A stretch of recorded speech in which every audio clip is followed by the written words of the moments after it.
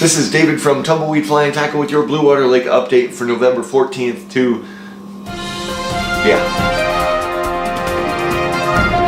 So we just got a stocking of trout. I don't know if it was 3,000 or 5,000. We'll find out toward the end of the week here. They looked a little bit bigger than they were last time, but I just missed the stock truck, so I can't tell you 100%. I do know that they're out there. They're all jumping out of the water, getting air, acclimating to the water here rather than the hatchery water. That fishing is going to pick up really soon. Usually, you know, it takes a week or so for the fish to really get oriented and start feeding again, but I mean, you can catch them off the back of the truck too, like right after it dumps, which is, might spend 20 minutes down there trying to get. The water clarity is very clear. I mean, we're looking at, you know, anywhere between 3 and 4 feet of visibility, which is really cool for fishing for muskies, because sometimes, well, you can see them better when they follow up, and that can sometimes mean either catching a fish or not catching a fish. Like, not knowing they're there means you'll catch less fish. And speaking of the muskies, jerk baits, swim baits, glide baits, things that are pretty slow in the water that don't sink really fast. These fish are going to start moving up towards shore, which is going to make them pretty easy to get from shore. So just work it. I mean, if you're fishing the shore and you're fishing like a glide bait or something, just make a few casts and move along. I went down there this morning and spooked a muskie off of the shore, so that's pretty cool. It's just something they do in mid to the end of November. One last time they go through a feeding loop, and then once the ice starts to come onto the lake, they go out a little bit more. And it's kind of, yeah, it's defeating to try to fish these fish with 20 feet of ice on the edge of the lake.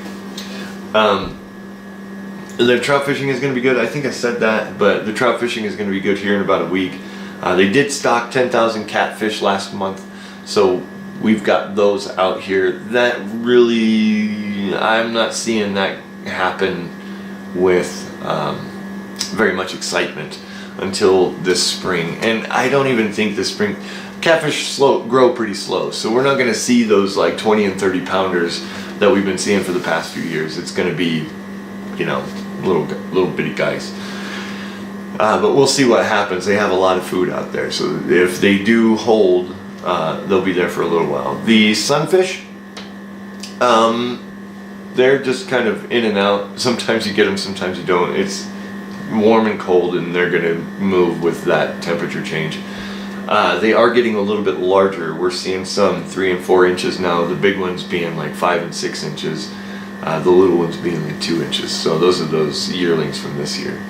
3 and 4 inches are from last year. So all in all, everything's looking pretty good. The gate hours have changed. In the morning, it's from 7 a.m. to 5 p.m. You can't get in before 7, you can't get in after 5, but you can leave anytime. The shop is on the winter hours, so now we're open from 8 to 5, and we'll stay that way until April. So will the gates for the park. When the park gates change hours, we change hours. And I really hope to see you guys out here these coming weeks.